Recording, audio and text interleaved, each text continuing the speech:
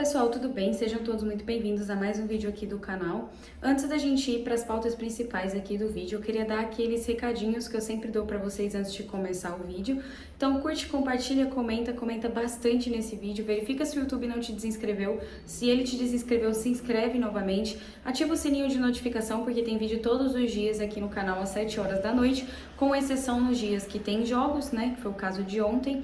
Aí nos dias que tem jogos a gente solta pré-jogo e pós-jogo no canal, então apenas nesses dias, né, tem essa exceção, tá bom? Então curte, compartilha, comenta, pode comentar sem moderação, tá? Eu tô sempre lá tentando dialogar com vocês, tentando debater com vocês as coisas que vocês trazem pra mim, só que às vezes são muitos comentários de vídeos diferentes, eu acabo ficando um pouquinho perdida, mas eu vou lá, eu tô lá sempre curtindo, comentando, agradecendo os elogios de vocês, que eu sempre verifico tudo lá, tá?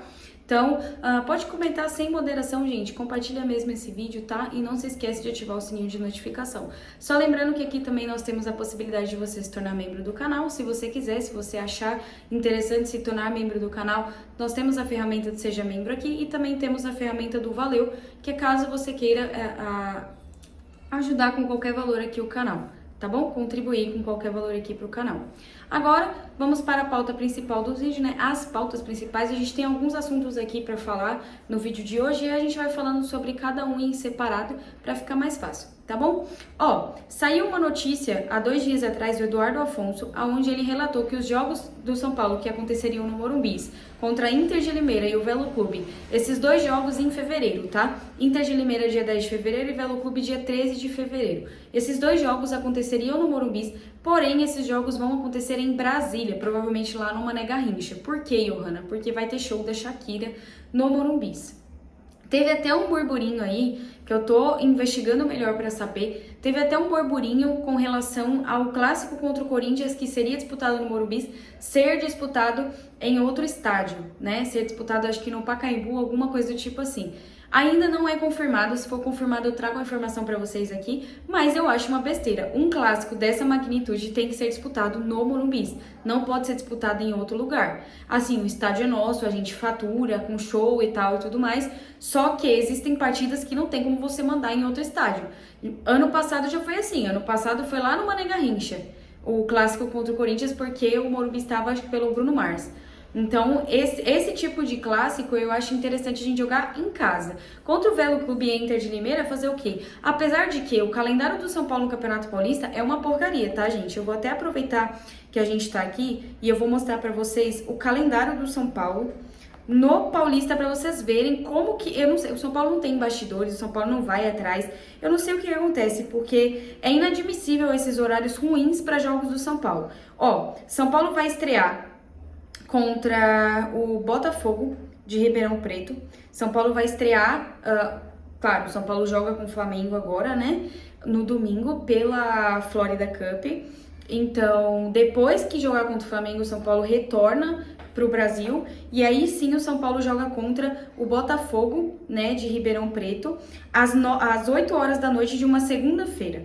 Aí, quinta-feira, às 7h30 da noite, o São Paulo joga contra o Guarani. Aí, dia 26 de janeiro, domingo, às 6h30 da tarde, o São Paulo joga contra o Corinthians. Dia 29, que é uma quarta-feira, às 9h35, o São Paulo joga contra a Portuguesa. Aí, no dia 1º de fevereiro, o São Paulo joga contra o Santos, às 8h30 da noite. Olha os horários. Aí, no dia 5 de fevereiro, o São Paulo joga contra o Mirassol, às 9h35 da noite, é uma quarta-feira. Aí no dia 8, que é o sábado, o São Paulo joga 6h30 contra o Bragantino. No dia 10, que é uma segunda-feira, o São Paulo joga às 9h30 da noite contra a Inter de Limeira. Aí na quinta-feira, dia 13 de fevereiro, o São Paulo joga 9h30 novamente contra o Velo Clube. Aí domingo, o São Paulo joga 6h30 contra o Palmeiras, dia 16 de fevereiro. Aí no dia 19, que é uma quarta-feira, 9h35 contra a Ponte Preta. E aí dia 23 de fevereiro, no domingo, São Paulo joga 6h30 contra o São Bernardo. Então, olha só como são ruins os horários de jogos do São Paulo nesse Campeonato Paulista. Não tem um horário cedo, um horário às 4 da tarde. Não, 6h30, 9h35, 7 e pouco, 8 horas. E somente datas ruins. Mas o São Paulo não tem bastidor, né, gente? Então, Se tiver qualquer notícia referente ao clássico contra o Corinthians, eu venho aqui e falo pra vocês, tá bom? Se for alterado, qualquer coisa, eu venho aqui e trago essa informação pra vocês. Continuando, tem uma notícia aqui sobre o Oscar também, que foi postada 3 dias atrás, que é com relação à consolidação, né, de diminuição de salário no elenco do São Paulo.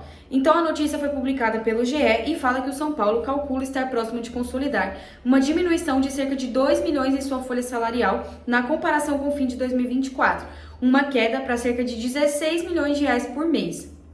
Essa conta considera a retirada de 16 jogadores da folha de pagamento e a entrada de Oscar, Enzo Dias, Wendel e um novo lateral direito.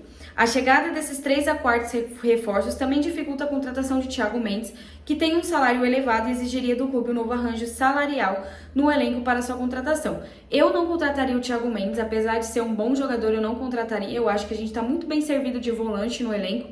Eu acho que não tem essa necessidade de você assumir esse risco, assumir mais essa dívida, sendo que a gente tem outras prioridades, que no caso são as laterais do São Paulo, que são ruins.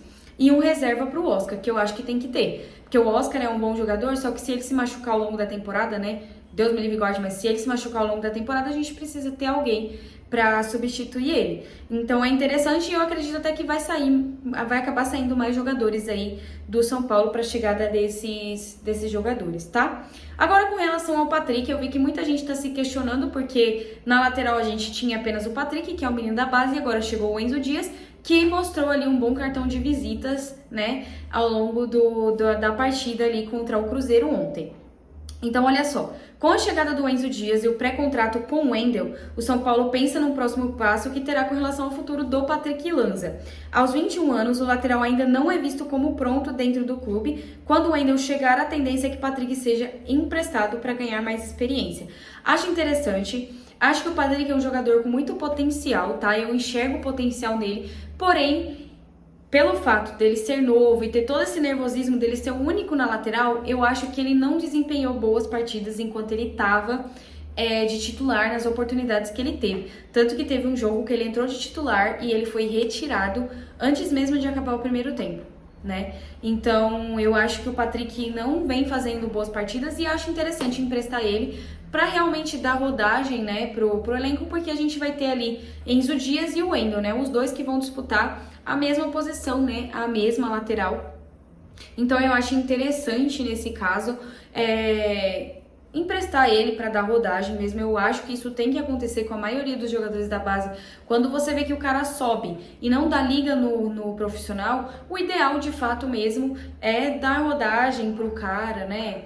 Emprestar para outros times, para que ele possa adquirir ali experiência, até para tirar um pouco da pressão, porque querendo ou não, gente, o cara sobe, ele era da base, ele sobe pro profissional do São Paulo, aonde a cobrança é 100%, onde o cara tem que ter 100% de vontade de ganhar, de gana, de vencer, senão a torcida cobra, principalmente os meninos de Cotia, que a torcida já nem gosta de pegar no pé, né? Então eu acho que é interessante dar rodagem para ele mesmo, eu acho essa dinâmica bem legal. Tá bom? Bom, gente, é isso. Essas são as informações que eu queria trazer pra vocês, tá? Lembrando que no domingo a gente tem o jogo contra o Flamengo, tá? Eu vou trazer então no domingo pré e pós-jogo. Aí amanhã segue a rotina normalmente, tá?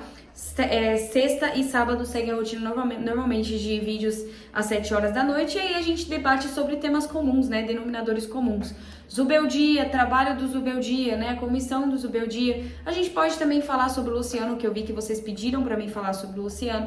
A gente traz um vídeo pra falar sobre o Luciano, tá bom? Que inclusive, na coletiva de ontem, o Luciano falou que recebeu proposta de um rival do São Paulo e preferiu por não ir, porque ele não quer estragar o que ele tá construindo com o São Paulo. Então, a gente traz aí e aborda esses assuntos, tá bom? Um grande beijo pra vocês e até a próxima.